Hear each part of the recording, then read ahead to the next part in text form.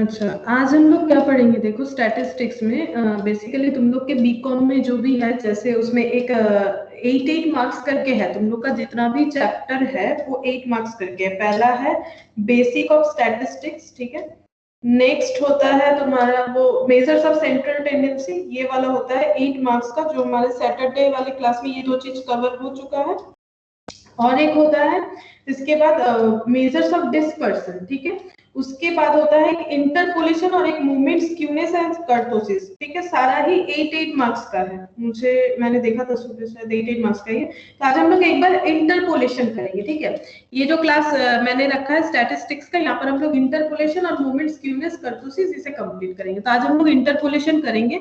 तो इंटरपोलेशन क्या होता है देखो, तो ये वाला जो पीडीएफ है ये थोड़ा सा फोटो जो है खराब आया हुआ है, मुझे लग रहा है। इसे हम थोड़ा सा रेक्टिफाई करके दे देंगे। फिलहाल यहाँ से पढ़ते हैं हम लोग कि इंटरपोलेशन क्या होता है। देखो इंटरपोलेशन के बारे में क्या कहा गया है। देखो, in statistics we often require to estimate the most likely value of a variable from a set of known values, ठीक है। हम लोग स्टैटिस्टिक्स में एक्चुअली करते क्या है, हम लोग स्टैटिस्टिक्स में हमेशा कोई भी वेरिएबल का वैल्यू फाइंड आउट करते हैं। जैसे मान लो जब हम लोग मीन निकालते हैं तो एक्स बार निकालते हैं, यानी एक्स वेरिएबल, एक्स का बहुत सारा डेटा है, उसका हम लोग वैल्यू निकालते हैं, ठीक है। Sometimes it becomes necessary to estimate the most likely value of a dependent variable for a given intermediate value of the independent variable। तो क्या बोल रहा है, देखो यहाँ पर बोल रहा है कि कभी कभी ये बहुत जरूरी हो जाता है कि हमें एस्टिमेट करना पड़ता है, ठीक है। एस्टिमेट करना पड़ता है वेरिएबल का जो वैल्यू होता है उससे for a given intermediate value of the independent variable. इसका मतलब अभी हम लोग समझेंगे, यहाँ पर जो नीचे एग्जांपल है उससे पढ़ेंगे तो क्लियर हो जाएगा। आगे क्या बोला है, situation also arises when we require to predict the probable value, ठीक है। कभी कभी हमें वैल्यू को क्या करना पड़ता है, एस्टिमेट करते हैं, और कभी कभी हम लोग उसे प्रेडिक्ट भी करते हैं, ठीक है। In the independent variable like outside the given series, जब प्रेडिक्ट करते हैं तो वो गिवन सीरीज के आउटसाइड होता है। अब ये कुछ भी नहीं समझ में आ रहा होगा, पहले एग्जांपल देखते हैं तब समझ में आएगा। देखो यहाँ पर दिया हुआ है, for example suppose the population data of a country. कोई भी कंट्री का पॉपुलेशन डेटा दिया हुआ है, कौन कौन से ईयर का दिया हुआ है, 1931, सारा 19 का डेटा है। एक 31, 41, 51, 61, 71, 81 और 91। देखो 10 ईयर्स गैप में दिया हुआ है, क्योंकि 10 ईयर गैप में ही जो कि काउंट किया जाता है, ठीक है। पॉपुलेशन का जो काउंटिंग होता है वो 10 साल छोड़ छोड़ के ही होता है। तो then we may require to estimate the population figure of the country for 1975, ठीक है। तो ये जो सपोज ये इंडिया का ही दिया हुआ है, तो अगर हमें इंडिया का 1975 का पॉपुलेशन का फिगर चाहिए तो 1975 ये सीरीज के अंदर ही आ रहा है, क्योंकि हमारे पास कौन कौन सी ईयर का डेटा अवेलेबल है, 1931, देखो 1931, 41, 51, 61, 71, 81, 91। तो 1975 का अगर हमें कैलकुलेट करना है वो कहां पर बिलोंग कर रहा है, यहाँ पर, ठीक है। 71 और 81 के बीच में आएगा, ठीक है। तो 71 और 81 के मिडिल में आ रहा है, यानी ये इस सीरीज के अंदर ही इसका डेटा आ रहा है। तो हम लोग कैसे कैलकुलेट करेंगे, हम लोग कुछ मेथड, कुछ टेक्निक यूज कर सकते हैं कि अगर 71 में इतना था, ग्रोथ इतना करके हो रहा है, तो 72 में कितना हुआ होगा, 73, 74, 75, इस तरह से हम लोग चाहे तो 1975 का वैल्यू जो है वो फाइंड आउट कर सकते हैं। या फिर अगर हमें बोले कि 2001 का कैलकुलेट करो तो वो भी हम लोग कर सकते हैं, बट ये सीरीज के बाहर हो जाएगा। 2001 मतलब सीरीज के बाहर हो जाएगा, क्योंकि हमारा सीरीज जो है, हमारे पास अवेलेबल डेटा जो है वो 31 से 91 के अंदर दिया हुआ है, हमारे पास इसके बाद का कोई डेटा अवेलेबल नहीं है।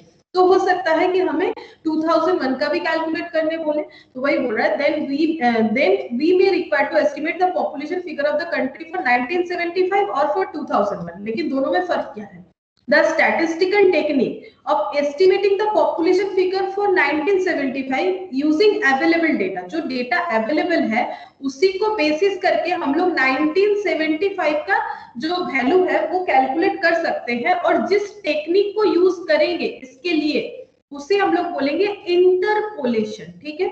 Interpolation While the method of estimating the population figure of 2001 का जो डेटा होगा पॉपुलेशन का, उससे जब हम लोग एस्टिमेट करेंगे तो उसे बोलेंगे एक्सट्रापोलेशन, ठीक है। क्यों? Note that the year 1975 is an intermediate value, intermediate मतलब इसके अंदर, ठीक है, इस सीरीज के अंदर है in the given series, but 2001 lies outside the series, but 2001 series के आउटसाइड है, ठीक है। तो अगर सीरीज के बाहर का कोई डेटा हम लोग निकाल रहे हैं दैट इज एक्सट्रापोलेशन, ठीक है, और सीरीज के अंदर का ही अगर हम लोग डेटा निकाल रहे हैं दैट इज इंटरपोलेशन। क्योंकि तुम लोग का एमसीक्यू है, पहले ये सब चैप्टर से सिर्फ सम्स ही आता था, लेकिन जब से एमसीक्यू पैटर्न हुआ है तो ये सारा थियोरेटिकल चीज भी हमें पता होना चाहिए। तो इंटरपोलेशन और एक्सट्रापोलेशन का मतलब यही हुआ बेसिकली कि जब हम लोग कोई भी गिवन सेट ऑफ ऑब्जर्वेशन हमें जब दिया हुआ है, कोई डेटा दिया हुआ है, उस बेसिस के ऊपर, मतलब उस बेसिस पे जब हम लोग उस सीरीज के अंदर कोई और डेटा ढूंढते हैं जो कि उस सीरीज के अंदर ही लाई करता है दैट इज इंटरपोलेशन। लेकिन जब उस वेरिएबल्स के ऊपर डिपेंड करके उस सीरीज के बाहर का कोई डेटा कैलकुलेट करते हैं तो उसे बोला जाता है एक्सट्रापोलेशन। तो यहाँ पर देखो आगे क्या बोला है, thus interpolation is a statistical method of estimating, एक मिनट,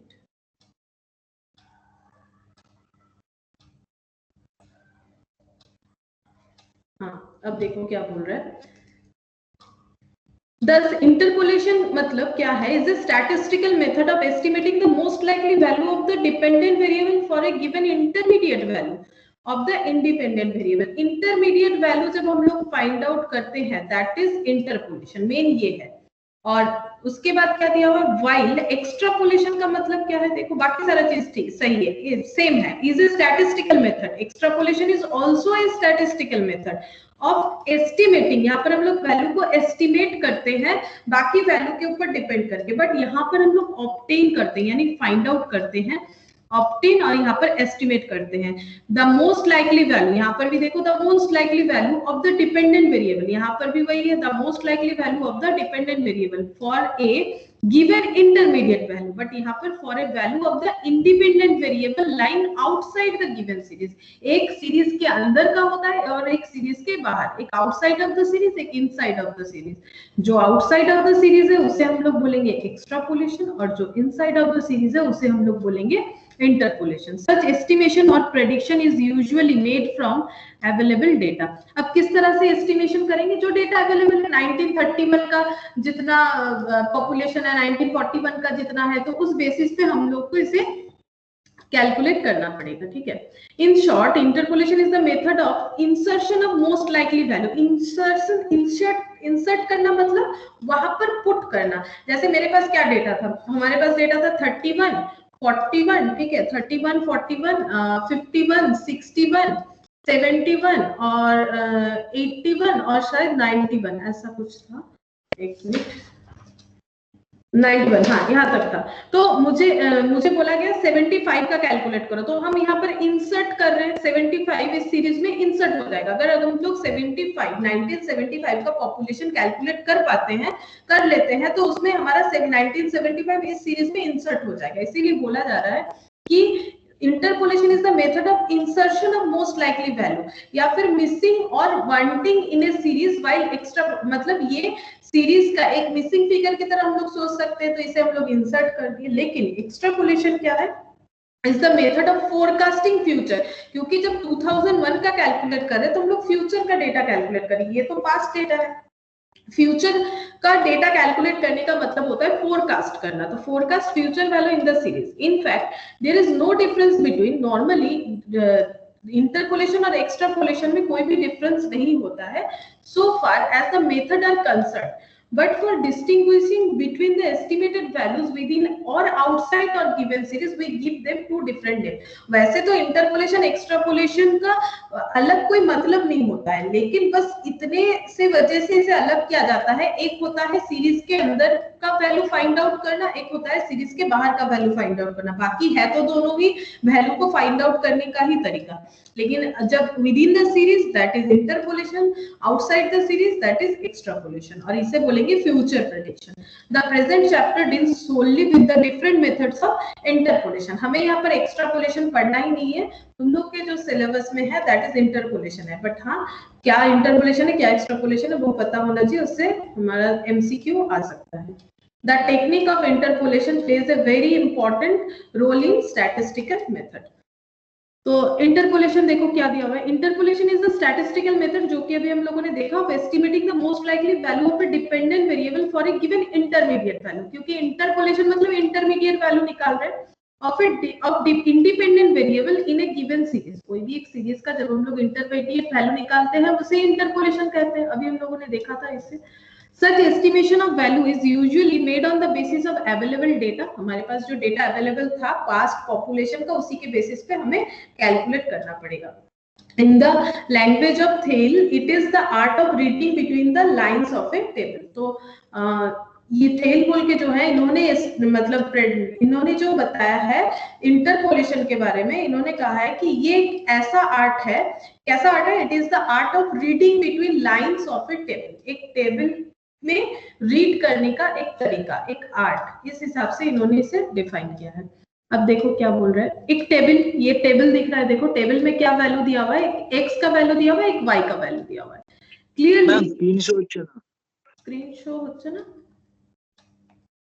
अच्छा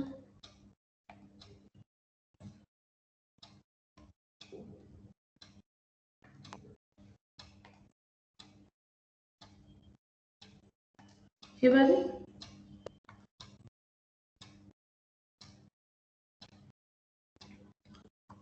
হচ্ছে এবারে? হচ্ছে। अच्छा ठीक है, तो देखो यहाँ पर जो एग्जांपल दिया हुआ है, clearly the given value of x का वैल्यू दिया हुआ है बहुत सारा, वाई का भी वैल्यू दिया हुआ है बहुत सारा। X and why do not satisfy any mathematical relation. इसका मतलब क्या है, देखो जैसे एक्स का वैल्यू अगर 4 है तो वाई का वैल्यू क्या दिया हुआ है, 5 दिया हुआ है, लेकिन ये कोई मैथमेटिकल रिलेशन नहीं सेटिस्फाई कर रहा है, क्योंकि अगर एक्स का वैल्यू 4 होने से वाई का वैल्यू अगर 5 होगा, इसका अगर हम एक रिलेशन बनाते हैं, जैसे देखो y इक्वल टू अगर हम लिखते हैं कि x प्लस 1, तो फर्स्ट केस में अगर x का वैल्यू 4 हो रहा है तो y का वैल्यू 5 हो रहा है, लेकिन ये वाला चीज बाकियों में एप्लीकेबल नहीं होगा। बाकियों में y का वैल्यू x प्लस 1 के हिसाब से नहीं होगा। देखो x प्लस 1 के हिसाब से अगर हम लोग करेंगे तो x का वैल्यू 7 प्लस 1 कितना हो जाएगा 8। तो कोई भी रिलेशन बनाओ, जैसे मैंने यहाँ पर x प्लस 1 का एस्टिमेशन लिया है, ऐसे अगर तुम लोग कोई भी रिलेशन अगर सोचते हो तो कोई रिलेशन से ही ये सेटिस्फाई नहीं होगा। तो मैथमेटिकली एक्स और वाई एक दूसरे के साथ कैसे भी रिलेटेड नहीं है। So if we are to obtain the value of y for a given intermediate value of x, say for a, तो अगर हमें एक्स का वैल्यू अगर 8 होता है, ठीक है, 8 यहाँ पर लिख सकते हैं, 7 8, 7 के बाद ही 8 आएगा, तो बोल रहे हैं कि अगर मुझे कोई इंटरमीडिएट वैल्यू चाहिए जैसे कि 8, ठीक है, तो कैसे फाइंड आउट करेंगे, then we are to depend on the given values of x and y. तो हम लोग एक्स और वाई का बाकी जो वैल्यू दिया हुआ उसके ऊपर हमें डिपेंड होना पड़ेगा। तो अब हम लोग जो टेक्निक यूज करेंगे उसे ही हम लोग क्या बोलेंगे, इंटरपोलेशन, क्योंकि इंटरमीडिएट वैल्यू फाइंड आउट कर रहे हैं। तो देखो क्या लिखा हुआ है, the statistical method of estimating the most likely value of y corresponding to intermediate value x equal to 8। हमें x इक्वल टू 8 बोल दिया, तो फाइंड आउट क्या करना है y। अगर x का वैल्यू 8 होगा तो y का वैल्यू कितना होगा। अब ये जो फाइंड आउट करने का जो मेथड है उसे ही हम लोग बोलेंगे इंटरपोलेशन, और उसे ही हमें अभी सीखना है कि किस तरह से x का वैल्यू अगर 8 होगा तो y का वैल्यू फाइंड आउट करेंगे। The estimation should be made on the basis of given values of x and y, और एस्टिमेशन के लिए हम लोग x और y का जितना भी वैल्यू गिवन रहेगा उसे यूज करेंगे। तो अभी हम लोग जब इसका मैथमेटिकल कैलकुलेशन करेंगे तो देखो किस तरह से होता है। अच्छा, यहाँ पर एक इंटरपोलेशन, सिंपल इंटरपोलेशन कैसे होता है वो बताया, लेकिन ये मेथड हमें यूज नहीं करना है, हमें न्यूटन्स का फॉरवर्ड और बैकवर्ड मेथड यूज करना है। तो ये एक बार समझाते हैं कि कैसे इंटरपोलेशन काम करता है। सिंपल इंटरपोलेशन में देखो एक linear relationship between the independent variable x and y, मतलब देखो यहाँ पर क्या दिया हुआ है, एक्स का वैल्यू 7 दिया हुआ है, वाई का वैल्यू तब 10 होगा, और एक्स का वैल्यू जब 10 है वाई का वैल्यू 16 होगा। हमें बोल रहा है कि x का वैल्यू अगर 8 होगा तो y का वैल्यू कितना होगा, ये फाइंड आउट करना है। और इसे अगर हम लोग सिंपल फाइंड आउट करते हैं तो देखो इसके लिए हम लोग क्या लॉजिक लगा सकते हैं। देखो यहाँ पर क्या बोला है, देखो from the table it is evident that y increases,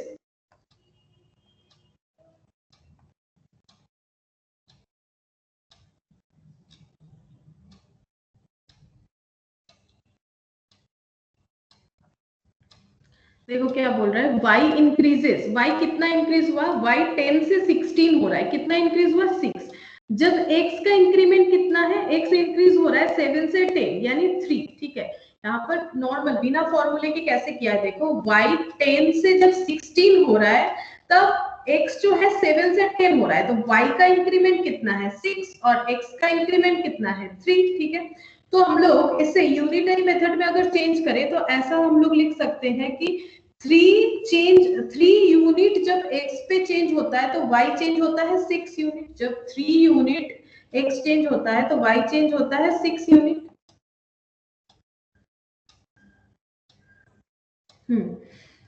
y change होता है 6 यूनिट, ठीक है। तो एक यूनिट चेंज पे कितना चेंज होगा, x जब 3 यूनिट चेंज हो रहा है तो y चेंज होता है 6 यूनिट, तो इसी तरह से 6/3 लिखेंगे तो 2, ठीक है। इसका मतलब एक यूनिट x चेंज होने पे y 2 यूनिट चेंज होगा। नॉर्मल मेथड बता रहे बिना फॉर्मूला के, कि अगर एक यूनिट, स्क्रीन शो नहीं हो रहा है क्या, अच्छा स्क्रीन शो अच्छा ना, अच्छा क्या नाम है बच्चे, दाड़ा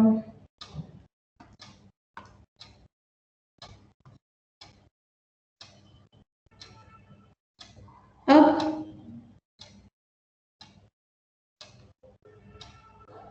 হচ্ছে এবারে না না नेटवर्क इशू हो रहा है लग रहा है, इसलिए तुम लोग भी बार बार बाहर हो जा रहे हो। ठीक है, मुझे बताना जब स्क्रीन शो नहीं होगा। अच्छा, तो जो कह रहे थे कि यहाँ अभी भी नहीं हो रहा है, अच्छा फिर से एक बार करते हैं।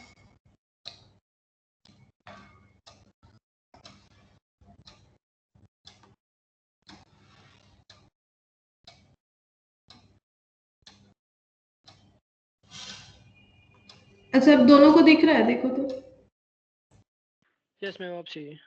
अच्छा, तो यहाँ पर विदाउट फॉर्मूला से कंसेप्ट एक बार देखो, जो हम कहना चाहते हैं कि y जो है जब 6 यूनिट चेंज हो रहा है तो x 3 यूनिट चेंज हो रहा है, तो मुझे x का वैल्यू 8 दिया गया है, तो मुझे इस तरह से सोचना चाहिए कि 3 यूनिट x चेंज पे y चेंज है 6 यूनिट, तो एक यूनिट अगर x चेंज होता है तो y कितना यूनिट चेंज होगा, 2 यूनिट, ठीक है।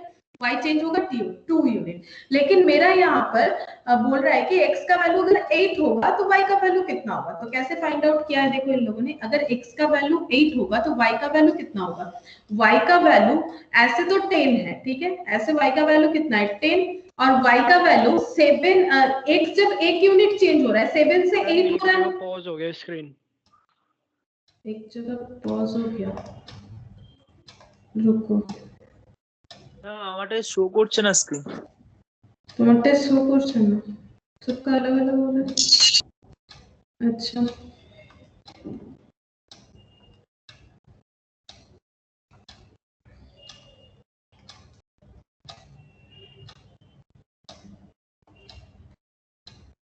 अब देखो तो पॉज है अभी भी, या फिर दिख रहा है जिसका जो प्रॉब्लम है, हेलो मैम MS टीम वाला ही दिख रहा है और कुछ नहीं दिख रहा अभी तो। नहीं दिख रहा है, अच्छा रुको,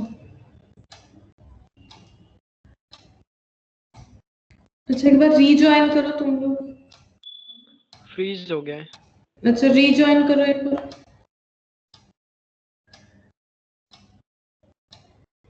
वही तक बार रीजॉइन करो,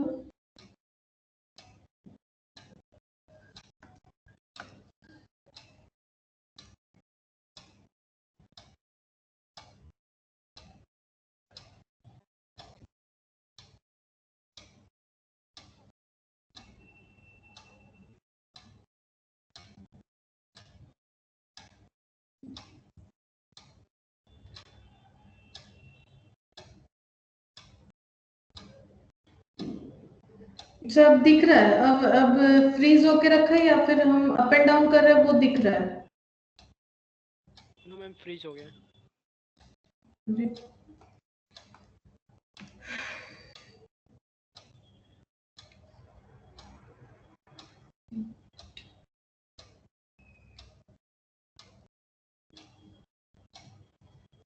रुको देखते हैं।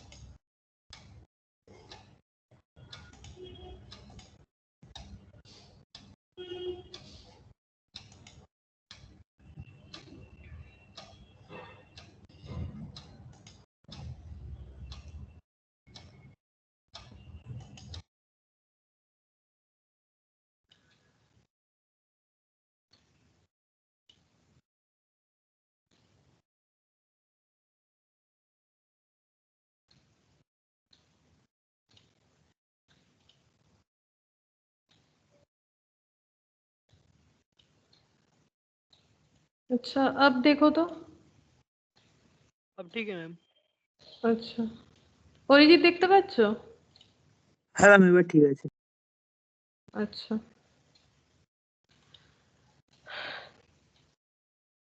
ओके तो जो हम कह रहे थे यहाँ पर कि यहाँ पर 7 से जब 8 हुआ तो 1 यूनिट चेंज हुआ, तो अभी हम लोगों ने देखा कि 1 यूनिट x चेंज होने पे y 2 यूनिट चेंज होगा, ठीक है।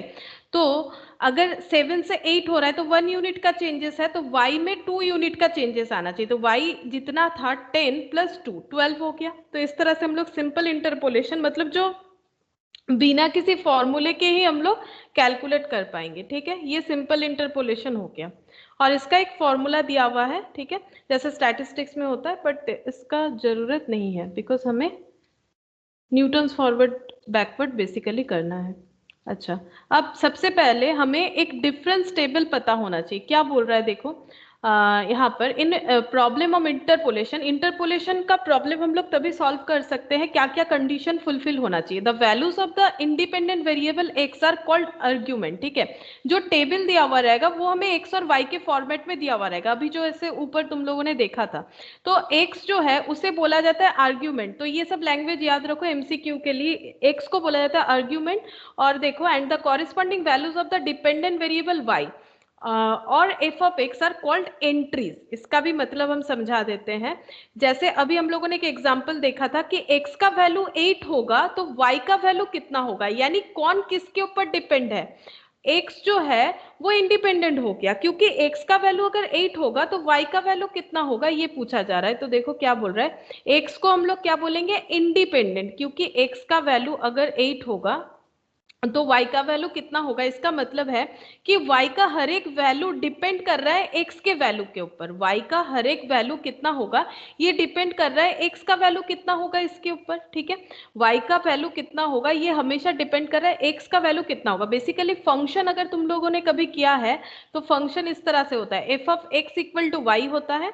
और फंक्शन मीन्स एक एक्टिविटी, ठीक है, एक एक्टिविटी जो हम लोग करते हैं। जैसे मान लो अगर x² + 1 ये एक अगर फंक्शन है तो f of x equal to x² + 1 ऐसे अगर हम लोग लिखते हैं तो x का इनपुट सपोज 1 दे दिया तो ये y भी बोल सकते हैं इसे, y या फिर f ऑफ x। तो फिर यहाँ पर x का वैल्यू अगर 1 देंगे तो ये 1² + 1 इक्वल टू 2 हो जाएगा, यानी x अगर 1 होगा तो y 2 होगा।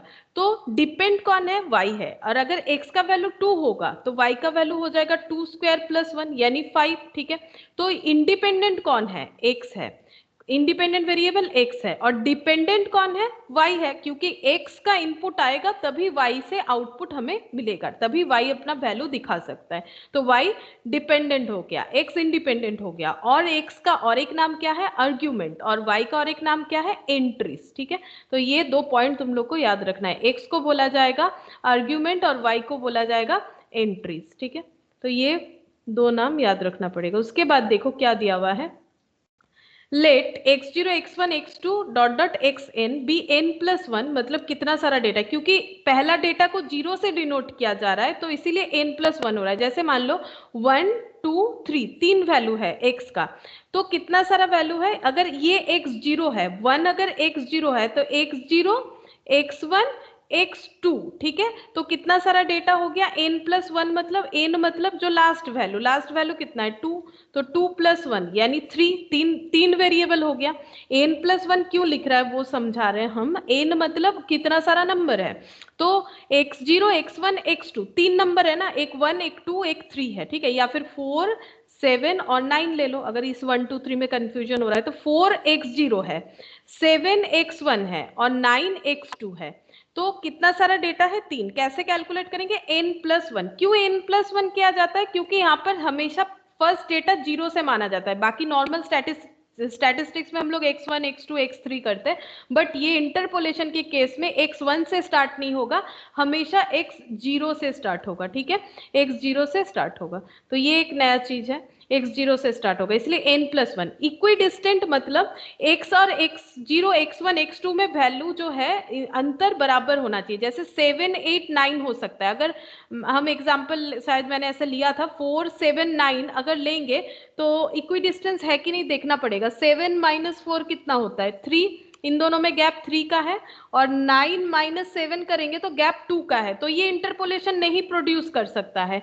एक्स जितना सारा है सब में गैप इक्वल होना चाहिए, अगर ये 3 का गैप है तो ये भी 3, मतलब यहाँ पर 10 लेंगे तो इसका हम लोग इंटरपोलेशन कर सकते हैं, अदरवाइज नहीं कर सकते। तो हमेशा इक्वी डिस्टेंस होना चाहिए। ठीक है, इंटरपोलेशन होने का एक कंडीशन, इक्वी डिस्टेंस अगर होगा तभी इंटरपोलेशन पॉसिबल है, और जितना सारा मतलब डिस्टेंस है वो अगर इक्वल होगा, जैसे मेरे इस केस में 3 आया था, मैंने जो एग्जांपल लिया था 7 और मान लो 9, 2 का अंतर हो गया, फिर 7 9 और 11, ठीक है, तो 2 का डिस्टेंस हो गया, तो हर केस में 2 डिस्टेंस हो रहा है, तो 2 यानी ये कांस्टेंट हो रहा है, जितना भी सारा डेटा हो सब में गैप अगर 2 2 का होगा तो वो कांस्टेंट हो गया, दैट इज h, इससे हम लोग h से डिनोट करेंगे।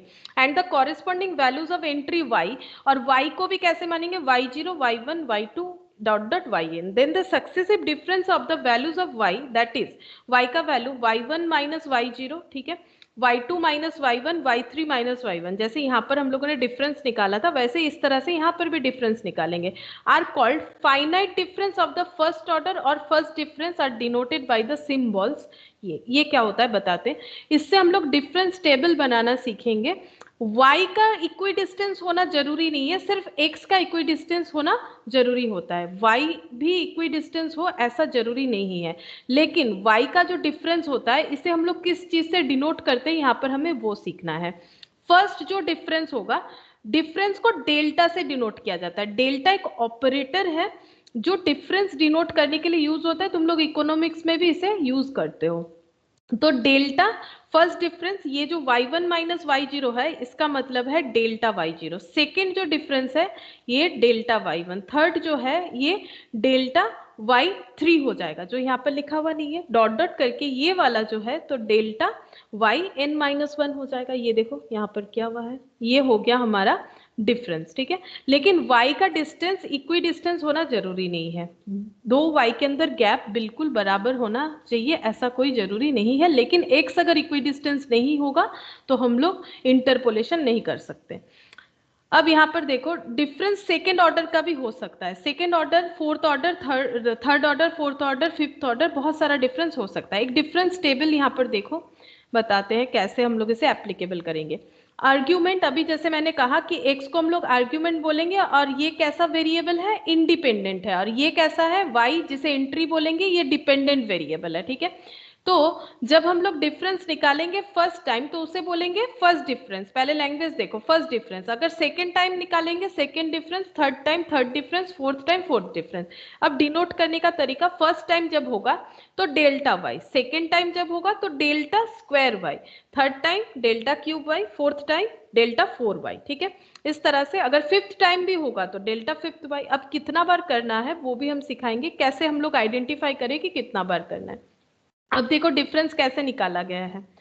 तो कैसे डिफरेंस निकालेंगे, जैसे कि मैंने कहा बाकी सारे स्टैटिस्टिक्स में फर्स्ट डेटा x1 से स्टार्ट होता है, बट इंटरपोलेशन के केस में फर्स्ट डेटा x0, फर्स्ट मतलब आर्ग्यूमेंट भी x0, एंट्रीज भी y0। ठीक है, 0 से स्टार्ट होगा। तो फर्स्ट डिफरेंस कैसे निकालेंगे, इस तरह से y1 माइनस y0, और लिखना है देखो बिल्कुल इन दोनों के मिडिल में। ठीक है, दिख रहा है, इसी तरह से ही तुम लोग को लिखना है। वैसे कोई देखेगा नहीं कैसे लिख रहे हो, लेकिन ऐसे नहीं लिखोगे तो गलत हो जाएगा।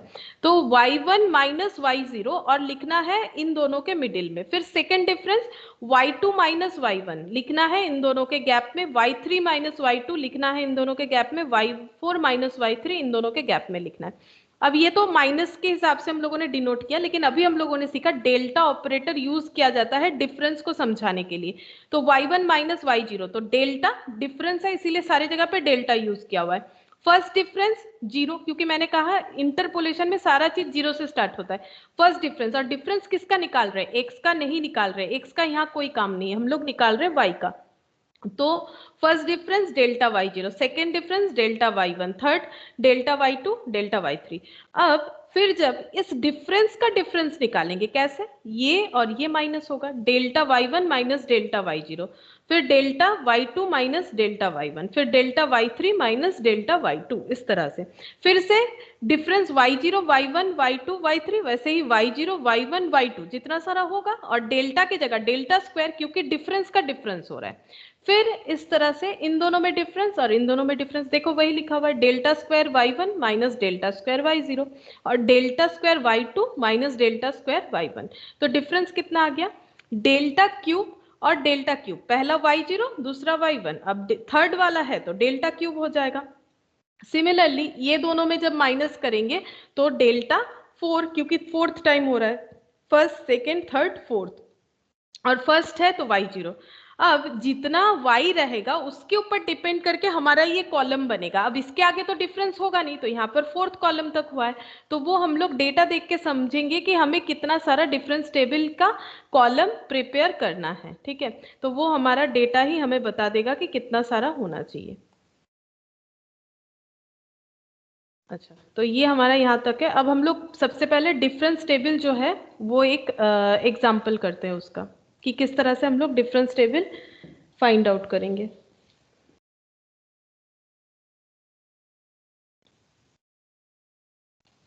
तो 2012 में आया हुआ है ये क्वेश्चन, कंस्ट्रक्ट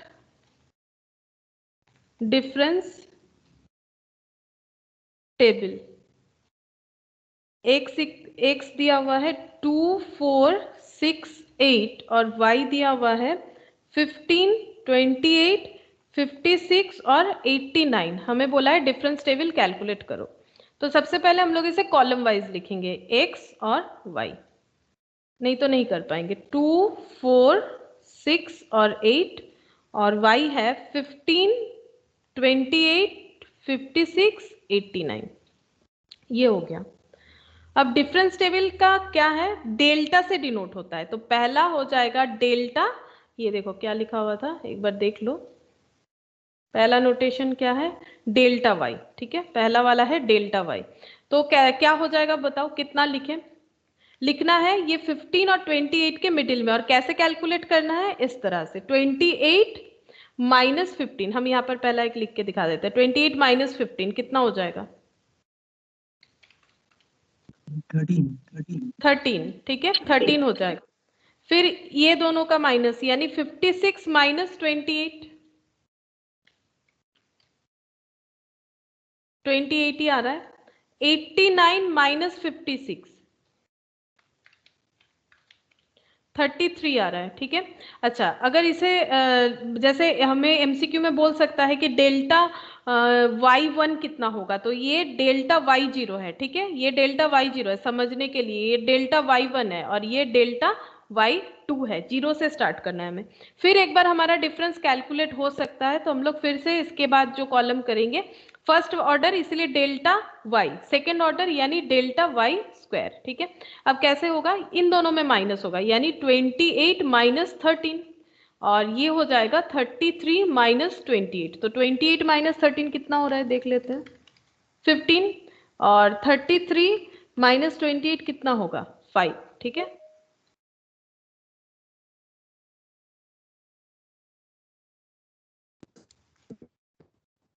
না এটা বুঝতে পারলাম না, বুঝলেন? হ্যাঁ হ্যাঁ বলছি। আচ্ছা বিশ্বজিৎ आ गए, अच्छा ठीक है। হ্যাঁ বোঝাচ্ছি, গুড আরেকবার ইভিনিং। বলে। Good evening. इसके साथ इसको माइनस करना है, इसी तरह से ही करना है, यही पैटर्न है, मतलब सेकेंड माइनस फर्स्ट, फिर second minus first, second minus first, इस तरह से। मतलब 28 माइनस 15, প্রথমে 28 মাইনাস 15, 56 মাইনাস 28 আর 89 মাইনাস 56, इसी तरह से ही करना है, এভাবেই করতে হবে আমাদেরকে। মানে এই প্রথমে সেকেন্ডটা নেবে, তার আগেরটা, এটা নিলে তার আগেরটা, এটা নিলে তার আগেরটা, এইভাবে মাইনাস করতে হবে। माइनस করে এই দুটোর মিডিলে লিখতে হবে, हमेशा इन दोनों के मिडिल में लिखना पड़ेगा, इन दोनों के मिडिल में लिखना पड़ेगा, तो इस तरह से आएगा। फिर सेकेंड बार जब करेंगे, ये तब तक करते जाएंगे जब तक हमारा डिफरेंस होना पॉसिबल है। तो यहाँ पर 3 डेटा बचा, ठीक है, ये 3 डेटा इस तरह से 28 माइनस 13, 33 माइनस 28 कितना आया, 33 माइनस 28 कितना आ गया, 5 आ गया, ठीक है। अब ये कितना, इसको कितना लिखे, फिर डेल्टा क्या हो जाएगा, y0, ठीक है, ये डेल्टा y0 और ये क्या हो जाएगा, डेल्टा y1 हो जाएगा, ठीक है, डेल्टा y1 हो जाएगा। অরিজিৎ বুঝতে পারলে কি পারলে না? হ্যাঁ ম্যাম, হ্যাঁ। হ্যাঁ এইভাবে হবে। अच्छा, अब और एक बार डिफरेंस होगा तो डेल्टा क्यूब हो जाएगा, ठीक है, सॉरी डेल्टा वाई क्यूब हो जाएगा। अब इन दोनों के अंदर डिफरेंस कैसे लिखेंगे, 5, ये देखो 5 माइनस 15, 15 माइनस 5 लिखोगे तो गलत हो जाएगा, 5 माइनस 15 यानी माइनस 10 हो गया। और इसे हम लोग कितने से डिनोट करेंगे, इसे हम लोग लिखेंगे डेल्टा वाई, ठीक है, डेल्टा वाई क्या हो जाएगा, 0, ठीक है, डेल्टा वाई 0 हो जाएगा और यहाँ पर क्यूब लग जाएगा, ठीक है, डेल्टा वाई 0, तो डेल्टा क्यूब वाई 0। तो इस तरह से हम लोग लिख सकते, ये लिखना मैंडेटरी नहीं है, बस इसका जो टर्म है वो समझना मैंडेटरी है।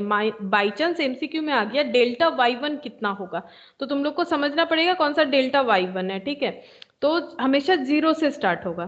तो एक और एक एग्जाम्पल लेते हैं, तुम लोग एक मुझे करके बताओ, ये तो मैंने बताया, और एक एग्जाम्पल दिखाते हैं, तुम लोग वो करो।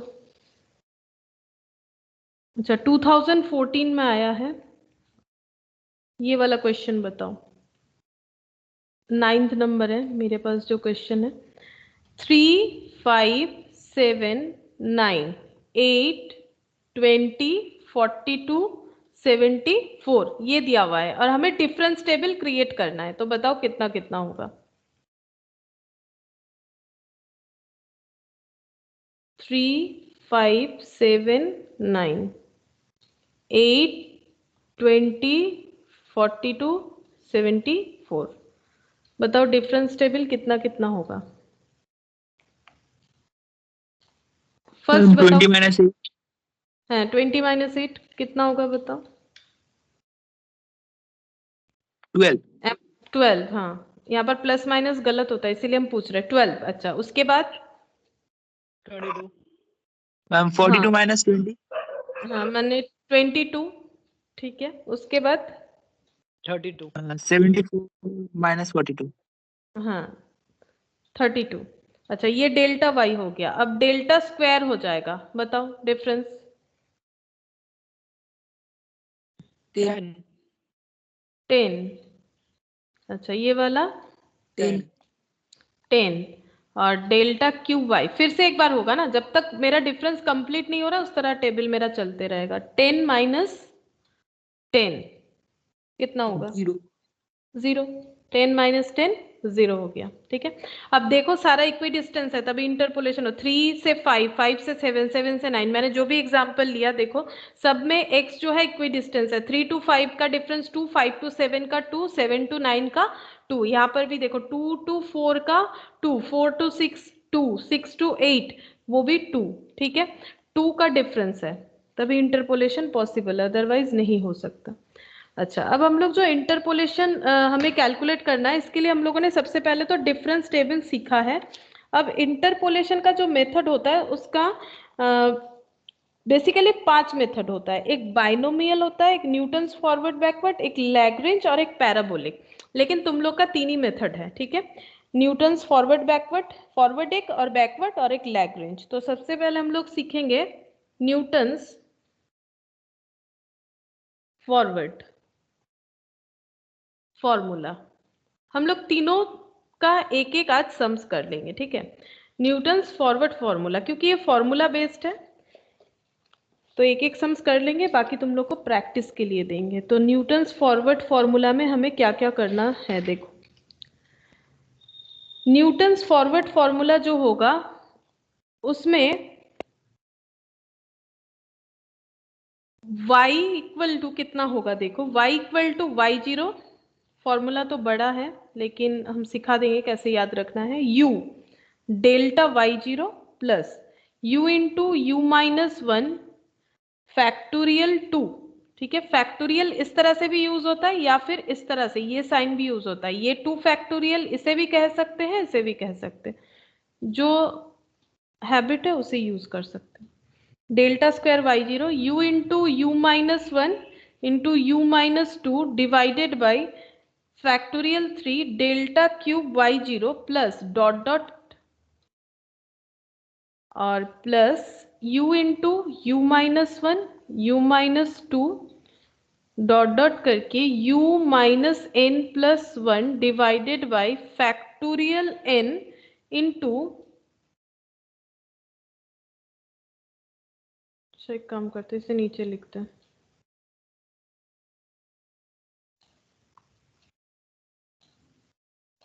इसे नीचे लिखते हैं plus u into u minus 1 u minus 2 dot dot u minus n plus 1 divided by factorial n into delta n y0, ठीक है।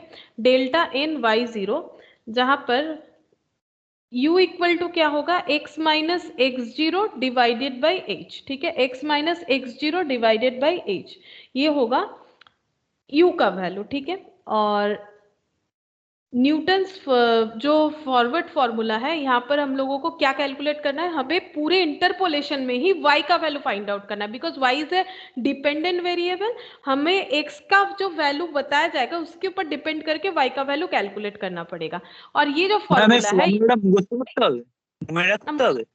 মনে হয়ে যাবে, আমি এক্ষুনি বলে দিচ্ছি কিভাবে মনে হবে, নিজেই হয়ে যাবে মনে। দেখো কিভাবে, এটা দেখতে এরকম বড় কিন্তু আমি একটা ট্রিক বলছি, মনে পড়ে যাবে। देखो तो y का वैल्यू हमें फाइंड आउट करना पड़ेगा। तो यहाँ पर देखो पहले हम लोग ये देख लेते हैं कि हमें क्या क्या नोन पता है। एक y0, y0 का मतलब होता है y का फर्स्ट वैल्यू, y0 का मतलब होता है y का फर्स्ट वैल्यू। डेल्टा y0 मतलब जैसे इसमें बताओ तो डेल्टा y0 कौन सा है, इसीलिए मैंने बताया था कि हमें पूरा चीज समझ में आना चाहिए। डेल्टा y0 12, ठीक है। Delta y0 12। अच्छा, फिर u into u minus 1 divided by factorial 2। तो u तो मैंने बताया यहाँ पर x minus x0 divided by h, x हम बताएंगे क्या होता है। और x0 मतलब x का फर्स्ट वैल्यू, जैसे यहाँ पर ये, ठीक है। और h का मतलब क्या होता है, h का मतलब क्या होता है वो थ्योरी पढ़ाते हुए मैंने कहा। h का मतलब होता है दोनों x के अंदर का गैप, कोई भी दो x के वैल्यू के अंदर का गैप जो कि इक्वी डिस्टेंस होता है। देखो अभी हम लोगों ने सीखा था, ये जो मैंने करवाया ना तुम लोग को, देखो मैंने h यहाँ पर, ये देखो यहाँ पर मैंने बताया h का मतलब क्या होता है, जो दो x वैल्यू होता है उसके अंदर का गैप जो कि कांस्टेंट होता है। तो बताओ यहाँ पर h कितना होगा, ये पूरा जो दिया हुआ है डेटा इसमें h कितना है,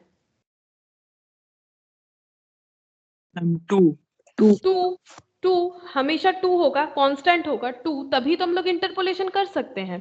तो 2, ठीक है, एज का वैल्यू क्या हो गया 2, और एक्स क्या है, एक्स का मतलब है एक्स का जो वैल्यू हमें बोलेगा, जैसे एक एग्जांपल हम लोग कर रहे थे ना, वहां पर बोला था एक्स का वैल्यू अगर 8 होगा तो वाई का वैल्यू कितना होगा, तो वो एक्स, ठीक है। यहाँ पर x का मतलब जो आंसर हमें जिसके ऊपर डिपेंड करके कैलकुलेट करना है, तो जैसे ही ये हमें मिल जाएगा तो हमें u मिल जाएगा, ठीक है।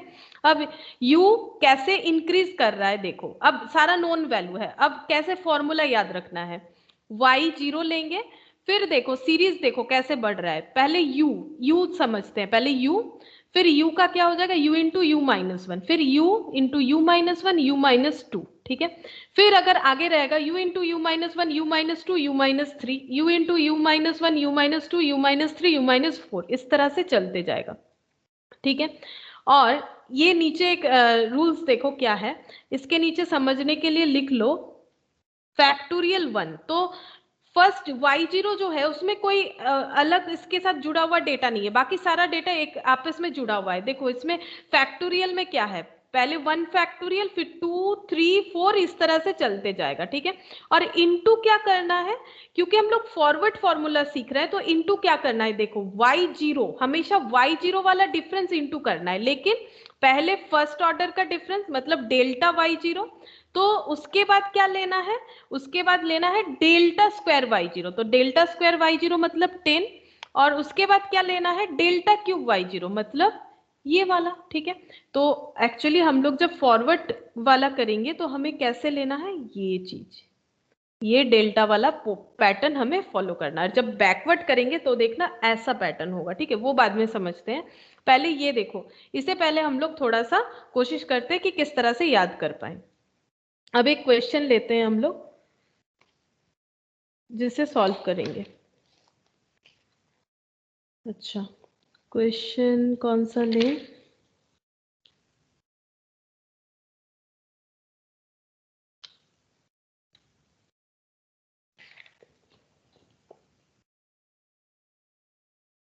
अच्छा देखो, x इक्वल टू x दिया हुआ है 10 15 20 25 30 और 35, y कितना है 20.25 23 29.5 36.5 54.75 और 63.25, ठीक है। तो बोल रहा है कि यहाँ पर क्वेश्चन दिया हुआ है यूजिंग, इस तरह से दिया हुआ होगा, using interpolation find y when x equal to 13.5, ठीक है।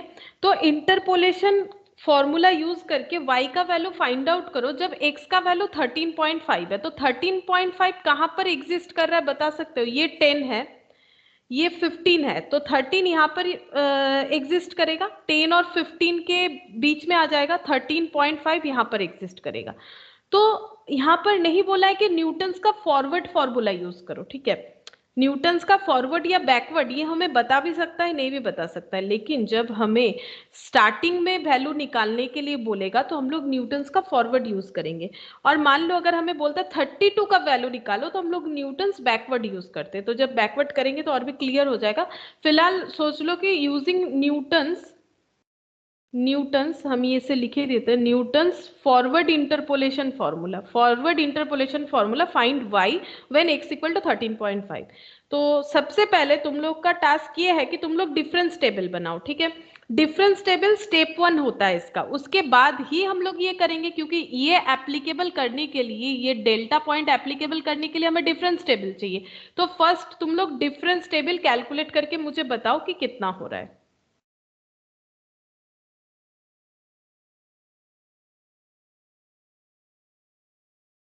तो तुम लोग करो, हम भी करते हैं, फिर टैली करना, बोर्ड ना देख के ही करो।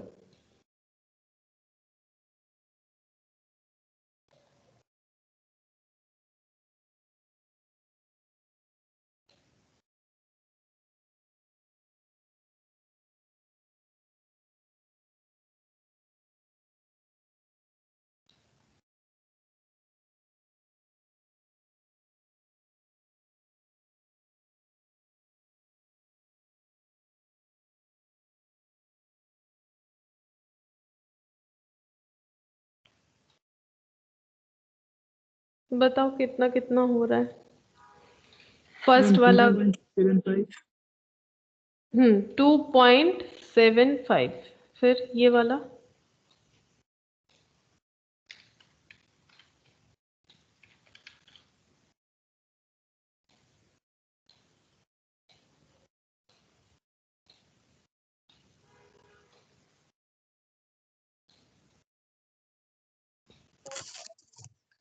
6.5 6.5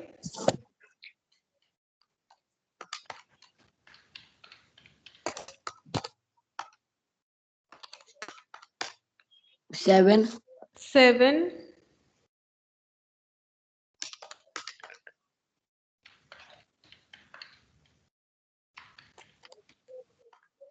18.25 18.25 उसके बाद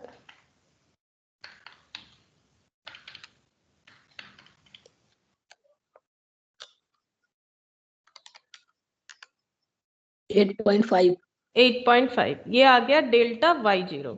अब डेल्टा के बाद डेल्टा स्क्वायर आ जाएगा। डेल्टा स्क्वायर, अच्छा y0 नहीं y, ठीक है। y0 मतलब तो ये वाला, y1 मतलब ये वाला। अब डेल्टा स्क्वायर y निकालेंगे सेकेंड ऑर्डर। अब इन दोनों का डिफरेंस बताओ कितना होगा।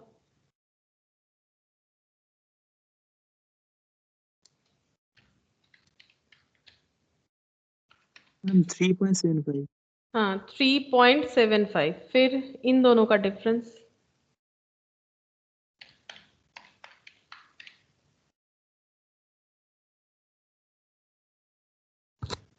मैम 0.5 11.25।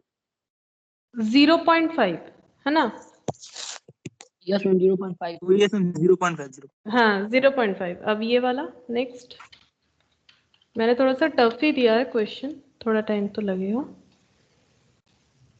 11.25 11.25 उसके बाद वाला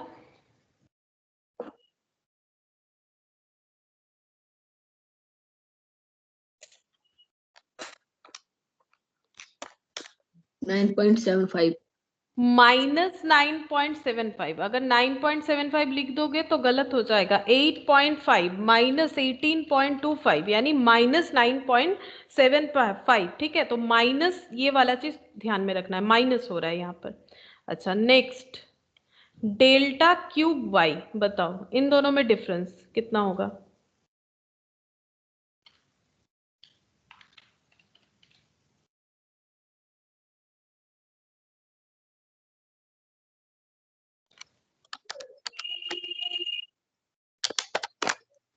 1.25 कितना -3.25। 0.5 माइनस, -3। हाँ -3.25। अच्छा उसके बाद 11, कैलकुलेटर यूज करो ना। 11.25 माइनस 0.5 कितना हो रहा है। 10.75 ये दोनों का। अब ये दोनों, ये ठीक से बताओ, यहाँ पर गड़बड़ हो सकता है तुम लोगों से, बताओ।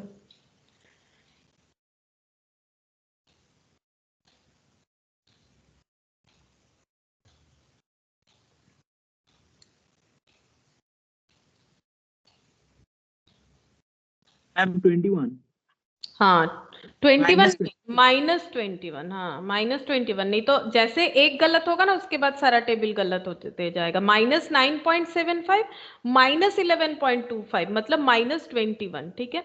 -21। अब डेल्टा 4y इसके बाद और भी होगा ना, इसीलिए। अब इन दोनों का माइनस बताओ। -14। माइनस तो नहीं हो रहा है, प्लस हो रहा है ना। माइनस कैसे होगा। 10.75 माइनस ऑफ -3.25 ऐसा हो रहा है ना। माइनस ऑफ -3.25 हो रहा है ना। माइनस कर रहे हैं, डेटा क्या है नेगेटिव में, तो माइनस माइनस प्लस हो जाएगा।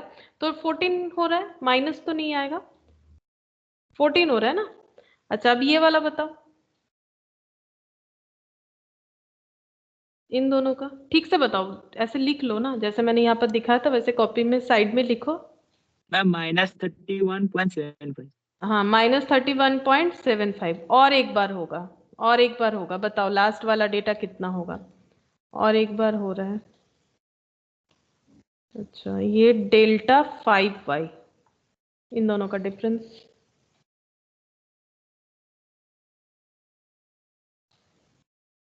मैम -45.75 -45.75 ठीक है, -45.75। और क्योंकि हम लोग इसे फॉरवर्ड में कर रहे हैं, ठीक है, फॉरवर्ड के हिसाब से कर रहे हैं, तो हम लोगों को पता है कि फॉरवर्ड के हिसाब से करने से कौन कौन सा डेटा हमें चाहिए। हमें देखो हमेशा जीरो वाला डेटा चाहिए डिफरेंस का, चाहे वो फर्स्ट ऑर्डर हो चाहे वो सेकंड ऑर्डर, जैसे ये फर्स्ट ऑर्डर, ये सेकंड, ये थर्ड, ये फोर्थ, ये फिफ्थ, लेकिन सारे में हमें डेल्टा y0 ही चाहिए। तो इसमें डेल्टा y0 कितना है, ये वाला, ठीक है, इसमें ये स्टार्टिंग वाला सारा चाहिए हमें। ये कवर करना जरूरी नहीं है, ये हम समझाने के लिए कर रहे हैं, ठीक है, ये कोई रूल्स नहीं है कि कवर करना ही पड़ेगा।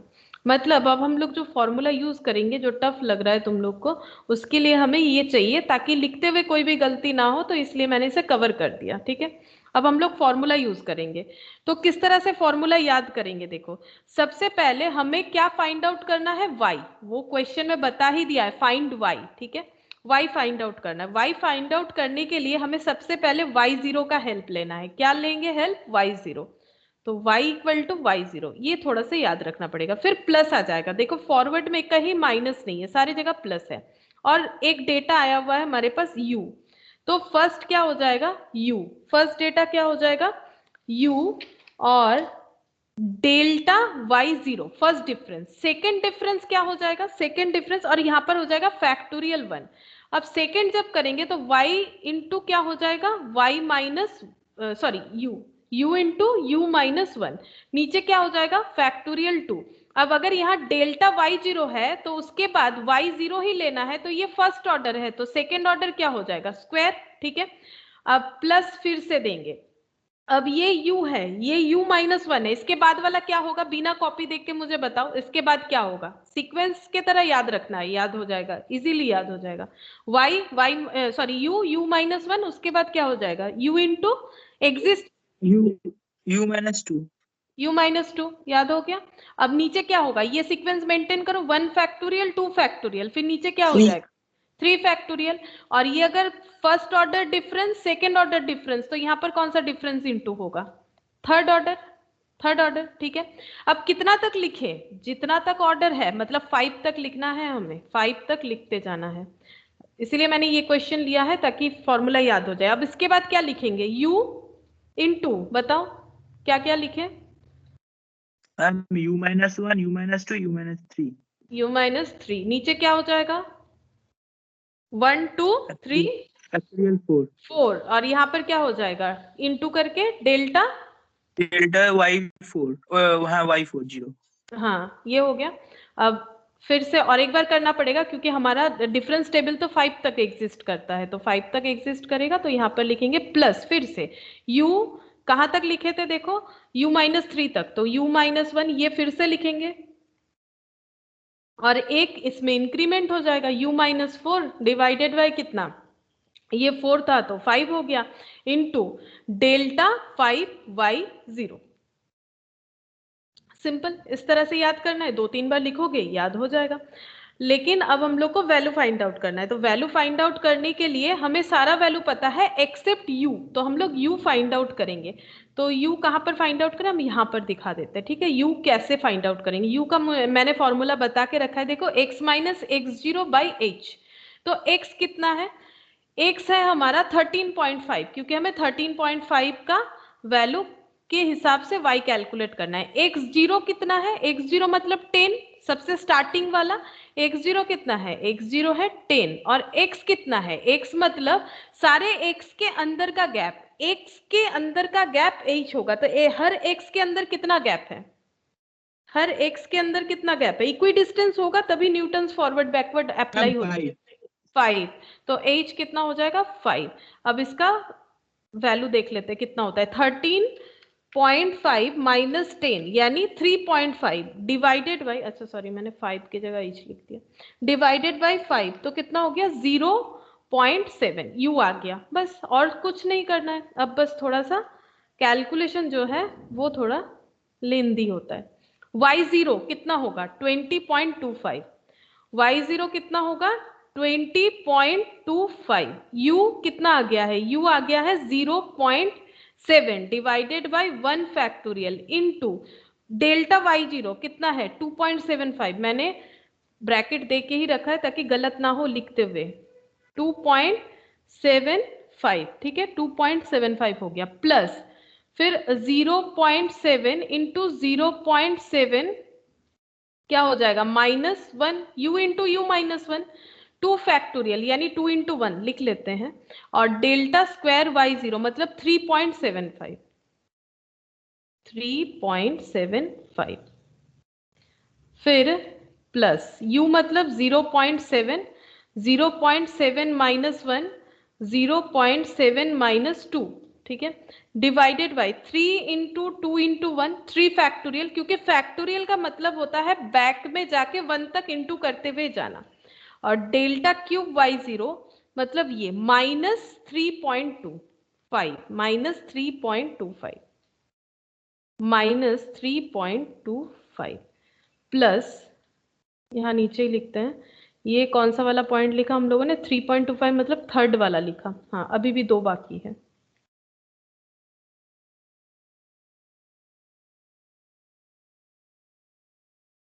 यहाँ पर प्लस लिख के 0.7, 0.7 -1, 0.7 -2, 0.7 -3 divided by 4 into 3 into 2 into 1, यही फैक्टोरियल होगा, इंटू यहाँ पर कितना हो जाएगा देखते हैं कितना है, 14 है यहाँ पर,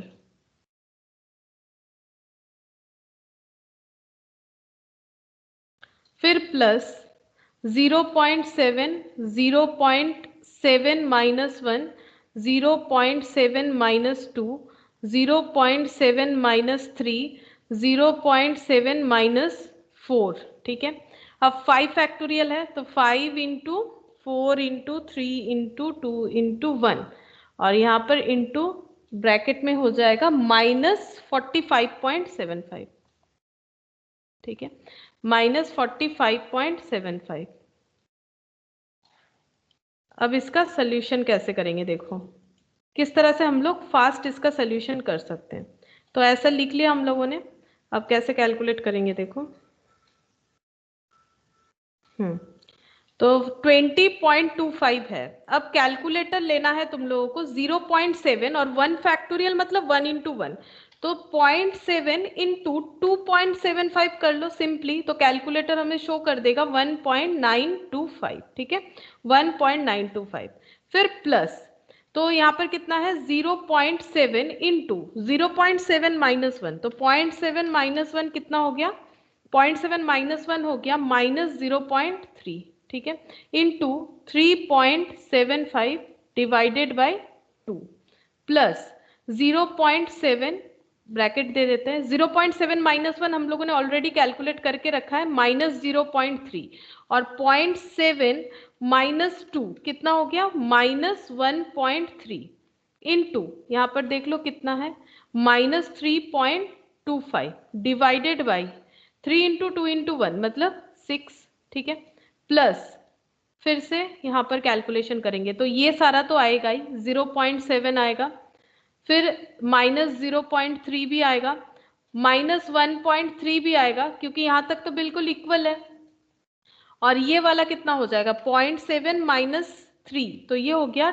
-2.3 डिवाइडेड बाई ये कितना है 3 2 6, 6 4 24 इंटू यहाँ पर 14 है, ठीक है, इंटू 14 है, और ये वाला कितना आएगा देखो 0.7, यहाँ तक तो पूरा आएगा 0.7 -0.3 -1.3, ठीक है, -2.3, और ये 0.7 -4, तो -3.3, ठीक है, इंटू ये वाला -45.75, और डिवाइडेड बाय 5 फैक्टोरियल मतलब 120 होता है, 5 फैक्टोरियल मतलब 120 होता है।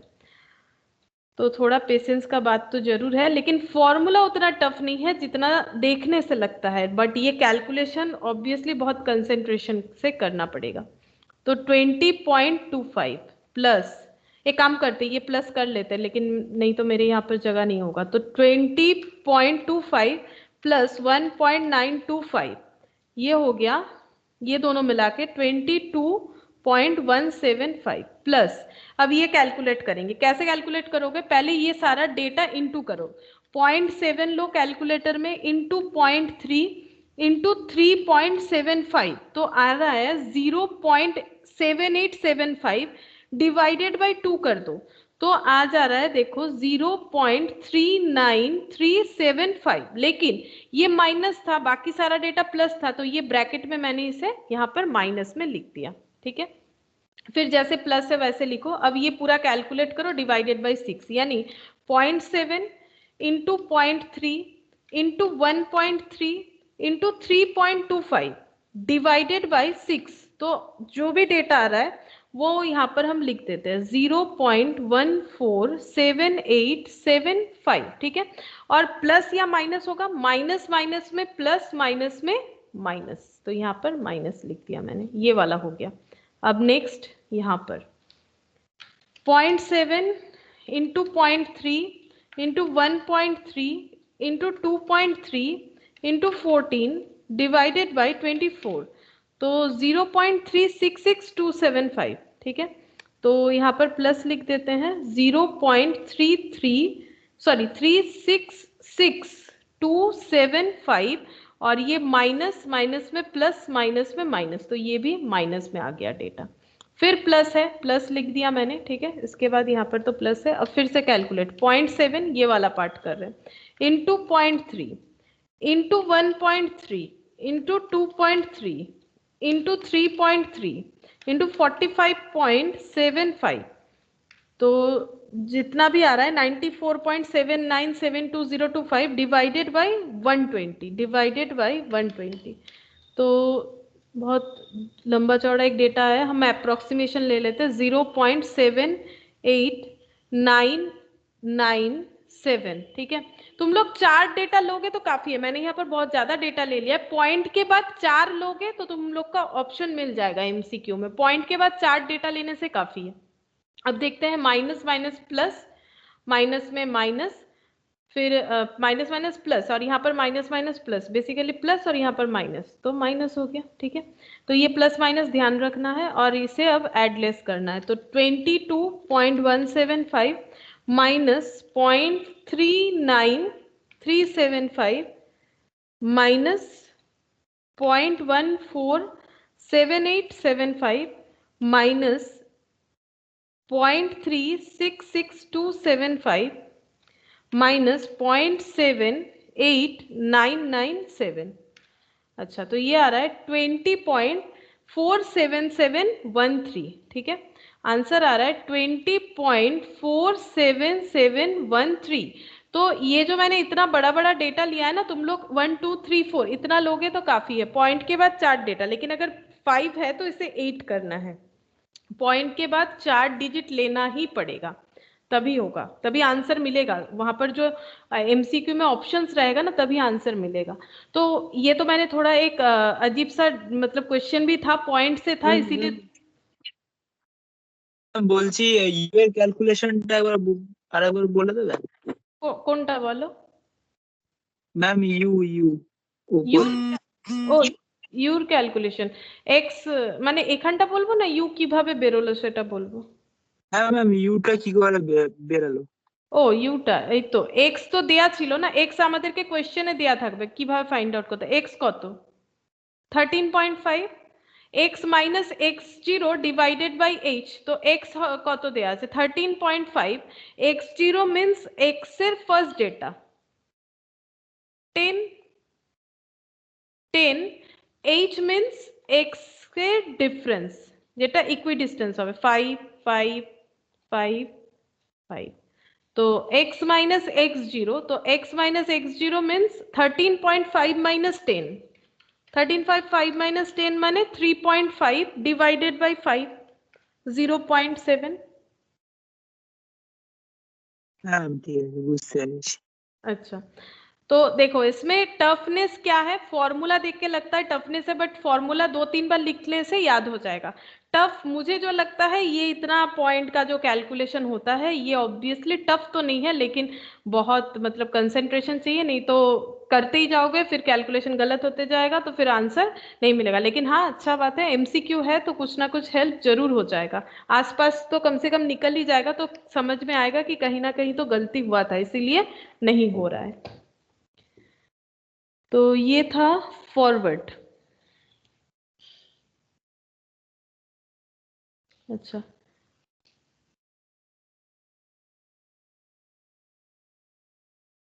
और एक question,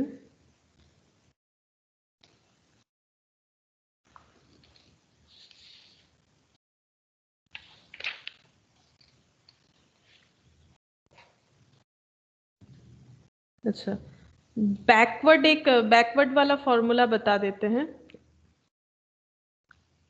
Newton's backward same formula है, सिर्फ बैकवर्ड हमें डेटा लिखना है। ठीक है, बताते हैं किस तरह से होगा। इसमें भी बैकवर्ड में y equal to y n हो जाएगा। देखो जैसे फॉरवर्ड में y 0 हो रहा था, बैकवर्ड में y n होगा, प्लस यहाँ पर भी होगा क्योंकि फॉरवर्ड में y 0 सारा y 0 ले रहे थे, ये वाला ले रहे थे, ये सारा चीज ले रहे थे। बैकवर्ड में वैसे ही हमें क्या लेना है, y n यानी y का लास्ट वैल्यू लेना है। ठीक है, तो y n प्लस, वहां भी प्लस था यहाँ भी प्लस, वहां u था यहाँ v यूज होगा, v delta y n minus one. ठीक है, ये समझा देते कैसे होता है। फिर v और वहां भी u माइनस वन था, यहाँ भी जो है प्लस हो जाएगा, बाकी सेम तरह से रहेगा, यहाँ भी 1 फैक्टोरियल, यहाँ 2 फैक्टोरियल। फिर डेल्टा स्क्वायर, वहां डेल्टा y 0 था, यहाँ डेल्टा स्क्वायर, ये y n माइनस वन यानी लास्ट वाला, ये n माइनस टू, फिर डॉट डॉट करके v इंटू भी, अच्छा और एक डेटा लिख देते नहीं तो नहीं समझ में आएगा। ये v into v plus one है, इसके बाद आएगा v plus one v plus two. ठीक है, 2 फैक्टोरियल है 3 फैक्टोरियल हो जाएगा, डेल्टा स्क्वायर है डेल्टा क्यूब हो जाएगा, y n माइनस टू है y n माइनस थ्री हो जाएगा, plus dot dot plus v into v plus one v plus two dot dot v plus n minus one divided by n factorial. ठीक है, n factorial into delta n y 0, और v का मतलब है x minus x n divided by h, वहां पर u का मतलब था x minus x zero divided by h, और यहाँ पर v का मतलब है x minus x n divided by h. तो एक छोटा सा एग्जाम्पल लेते हैं और उस बेसिस पे करके देखते हैं। तो x का वैल्यू 2 4 6 8 और y का वैल्यू जो है 15 28 56 और 89। ठीक है, ये कभी कभी y के जगह ऐसे भी दे सकता है f ऑफ x, और जो f ऑफ x है वही y है, मैंने एक बार बताया भी तुम लोग को ये।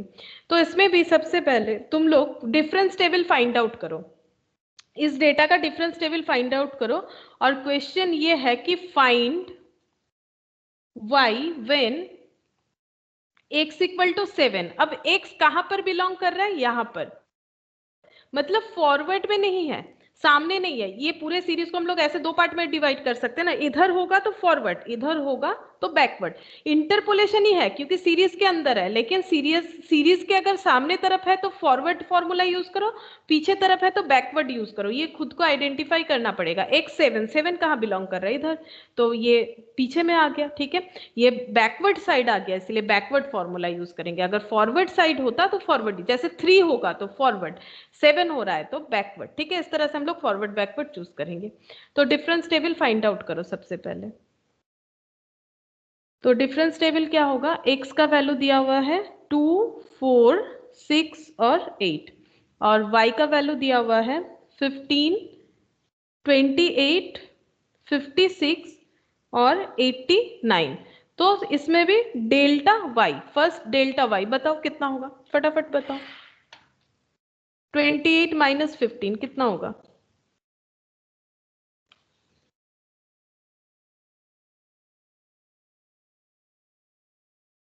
13 56 माइनस 28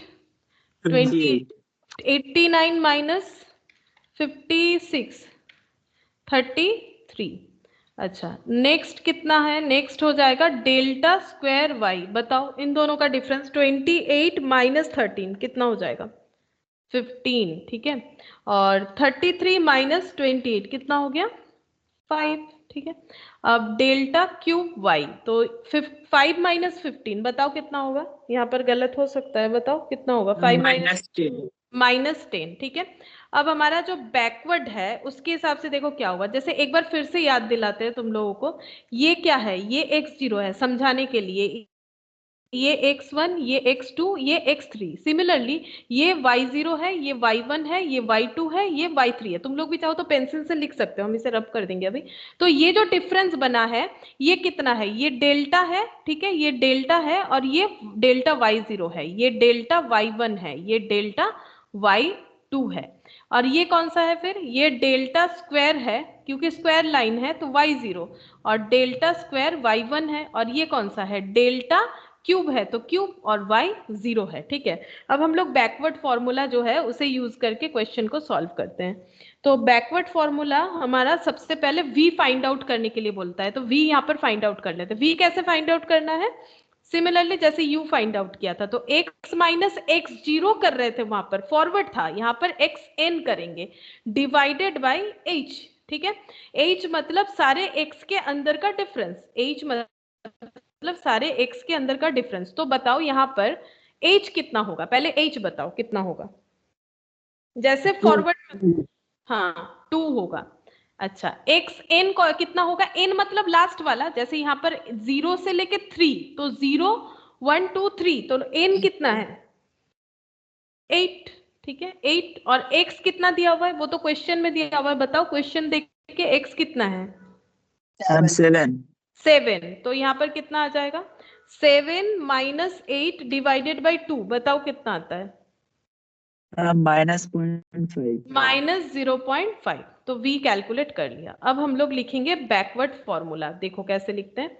y तो फाइंड आउट करना ही है, लेकिन फॉरवर्ड होगा तो y0 लेंगे, क्योंकि ये बैकवर्ड है तो yn लेंगे, प्लस प्लस करेंगे, वहां भी प्लस था, u के जगह v लेना है तो v ले लिया।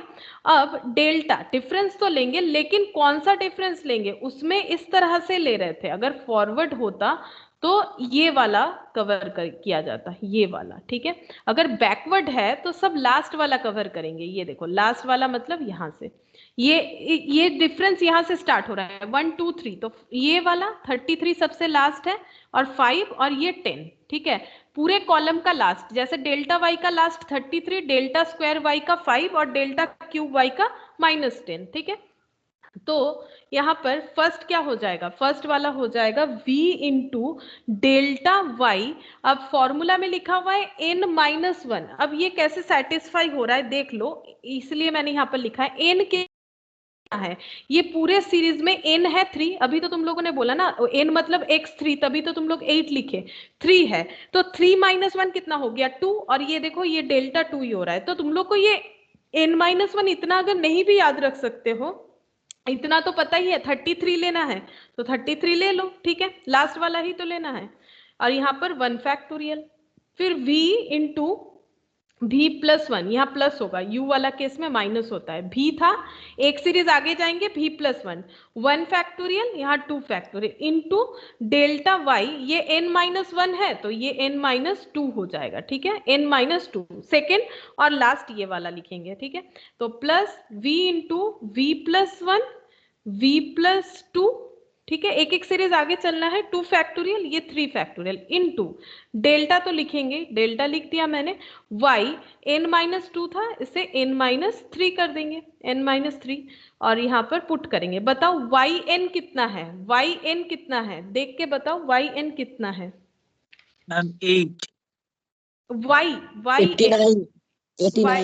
89 ना, 8 तो x, ओ 89 89, ठीक है, इसीलिए x है ना वो, और मैंने तो y पूछा है। v कितना है, v हम लोगों ने फाइंड आउट किया, देखो v हम लोगों ने फाइंड आउट किया -0.5, तो यहाँ पर लिखते हैं -0.5 डिवाइड डिवाइडेड बाई 1 फैक्टोरियल मतलब 1 इंटू 1 और इंटू ये है delta y n minus 1। Simply इधर देखोगे कि लास्ट कौन सा है बस, और n माइनस 1 हो n माइनस 2 हो हमें कोई लेना देना नहीं। 33 जो लास्ट वाला है, ठीक है 33 प्लस फिर से भी माइनस 0.5 और minus 0.5 plus 1 divided by 2 factorial मतलब 2 इंटू 1 इंटू लास्ट वाला डेटा देखो क्या है 5, तो 5 लिख देंगे प्लस फिर से भी माइनस 0.5 माइनस 0.5 प्लस 1 और minus 0.5 plus 2 divided by 321 into ये डेल्टा y3 ये है माइनस 10। बस अब कैलकुलेट करेंगे तो 89 और यहाँ पर प्लस साइन दे दिया मैंने 33 इंटू 0.5 डिवाइडेड बाई 1 है तो उतना ही आएगा 16.5 आ रहा है 16.5, लेकिन ये माइनस था तो ये माइनस हो जाएगा क्योंकि एक प्लस है एक माइनस है तो प्लस माइनस में माइनस, फिर प्लस साइन यहाँ पर दे दिया। पहले ये देख लेते कितना हो रहा है माइनस 0.5 और 0.5 और ये है माइनस मतलब 1 माइनस 0.5 तो 0.5 आ रहा है divided by 2 into 5 plus minus 0.5 और 1 माइनस 0.5 0.5 होगा और एक टू डेटा है यहाँ पर 2 माइनस 0.5 तो कितना हो गया 1.5 1.5 डिवाइडेड बाई 321 मतलब 6 इंटू यहाँ पर एक डेटा बचा हुआ है माइनस 10। अब हम लोग इंटू करके लिखेंगे 89 माइनस 16.5 और ये हो जाएगा 0.5 इंटू 0.5 इंटू 5 डिवाइडेड बाई 2 तो 0.625 हो रहा है और ये प्लस माइनस में माइनस हो जाएगा। ठीक है तो ये माइनस देके एक बार लिख के दिखा देते हैं 625 फिर यहाँ पर प्लस और ये देखते हैं कितना होगा 0.5 into 0.5 into 1.5 into 10 divided by 6 तो आ रहा है 0.625, ये भी आ रहा है 0.625, लेकिन क्या होगा अच्छा मैंने डिवाइड किया क्या एक बार देखते हैं 0.5 इंटू 0.5 इंटू 1.5 इंटू 10 हाँ डिवाइडेड बाई 6 हाँ 0.625 माइनस माइनस में प्लस तो ये प्लस ही हो रहा है ये वाला डेटा, ये माइनस नहीं हो रहा है ये डेटा प्लस ही आ रहा है। ठीक है तो कितना हो जाएगा प्लस 0.625 और माइनस 0.625 ये दोनों कट गया बचा कितना 89 माइनस 16.5 तो ये हो गया 72.5 72.5। तो बेसिकली हुआ क्या कि अगर x का वैल्यू 7 होगा तो y का वैल्यू कितना हो जाएगा y का वैल्यू हो जाएगा 72.5। ठीक है तो इसमें तुम लोग को थोड़ा कैलकुलेशन स्पीड अप करना है नहीं तो टाइम ये ज्यादा ले लेगा ये वाला चैप्टर। ठीक है वैसे 8 मार्क्स आता है इसमें से। तो फॉरवर्ड और बैकवर्ड ये दोनों मैंने आज बताया। अब तुम लोग का काम ये है कि तुम लोग इसे प्रैक्टिस करो, इसमें और कुछ सीखने का नहीं है, अभी प्रैक्टिस करना पड़ेगा। तो इसका हम प्रैक्टिस के लिए क्वेश्चन सेंड करते हैं तो तुम लोग इसे प्रैक्टिस करो, फॉर्मूला को बार बार आदत करो प्रैक्टिस करने का, और ये कैलकुलेशन कितना एक्यूरेट हो सकता है उस पर ध्यान दो। और लैग्रेंज वाला नेक्स्ट दिन हम लोग करेंगे। तो आज इतना ही करते हैं, लेकिन बार बार बोल रहे हैं फॉर्मूला जैसे मैंने सिखाया अगर नहीं करोगे तो भूल जाओगे। ठीक है आज हम लोग इतना ही करते हैं, और तुम लोगों को कुछ पूछना है तो पूछ सकते हो। बेटा कत मार्क्स